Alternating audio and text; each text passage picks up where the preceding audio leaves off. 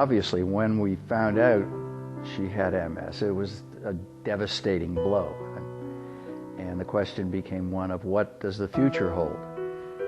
And as the years passed on and the MS exacerbations or incidents when MS kicked in physically and she was somewhat disabled either with sight or mobility, we began to use, on occasion, wheelchairs, crutches, canes, and it was a problem. Then when we started to recognize through Fran what assistance dogs were all about, we started to think about, well, maybe we'll get an assistance dog at some point.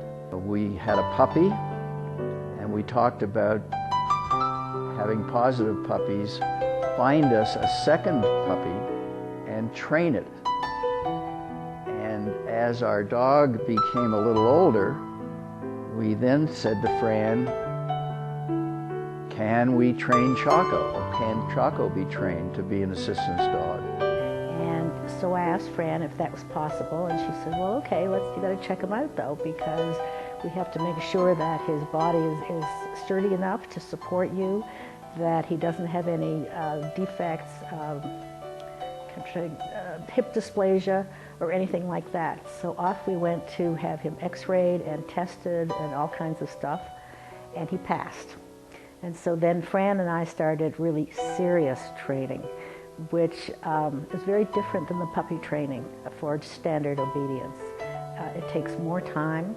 It's a much slower, gradual training because the dog has to perform to a much higher standard. He has to be there for me at all times if he's working. He gets time to play, but when he's working, that's it. He has to behave himself.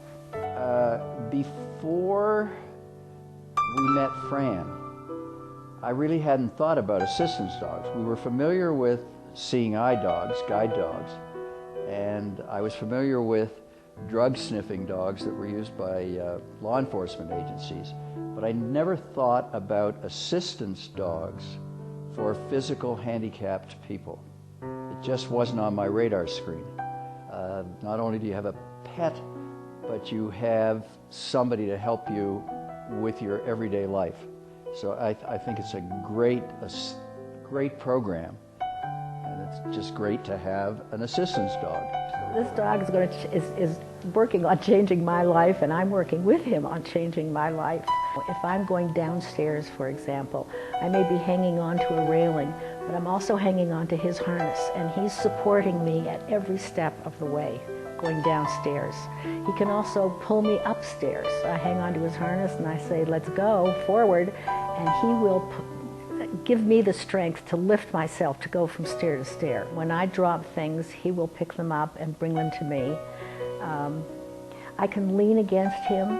If I'm falling over, I can also pull against him, and he will support me and keep me from falling. When we get to a curb, he will touch his nose down to the curb to let me know there's a curb there, because my spatial orientation is somewhat off.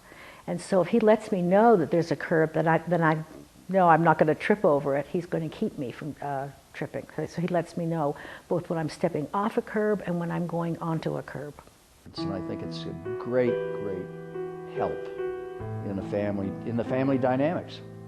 Although these dogs are assistance dogs, they really do need playtime as well. So when we take his harness off and we tell him go play, he can run around in circles or do whatever he wants, and he has a grand time. And then people can pet him also. But while he's working, he's working. It's a misconception that people think one dog fits all, because everybody is so different. And the beauty of this organization is that these dogs are trained for each individual. This is a long process to train a puppy. It's not a matter of finding a puppy and having him available or her available in 3 months for as an assistance, a trained assistance dog. It takes a year to 2 years, I think. I may be wrong, it may be longer, to fully train a puppy to be an assistance dog.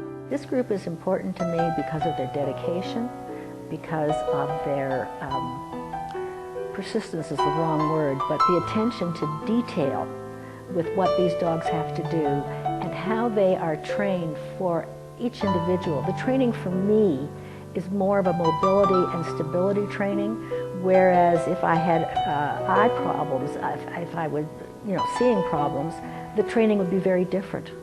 The dog would have to guide me in much different ways.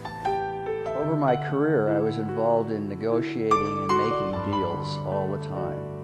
And obviously, since I'm sitting here semi-retired in these surroundings, I was fairly successful in deal making. Well, I believe that the investing in the positive puppy program is a good deal. And the reason it's a good deal for people like us to be able to have not only a companion, but the physical support that this dog gives is phenomenal. And for individuals living by themselves to be able to have the physical assistance that a dog is going to give them, and then the companionship, the family that the dog provides as a single person is just to me a remarkably great experience for people. And I think it demands that we contribute to these programs so that people who are less fortunate than we are can have dogs made available to them, so that as they grow older, or even those who are younger but living by themselves, they become self-sufficient because they have the dog. The dog makes them self-sufficient, and that's so important to people. I think it's a great project, a great project.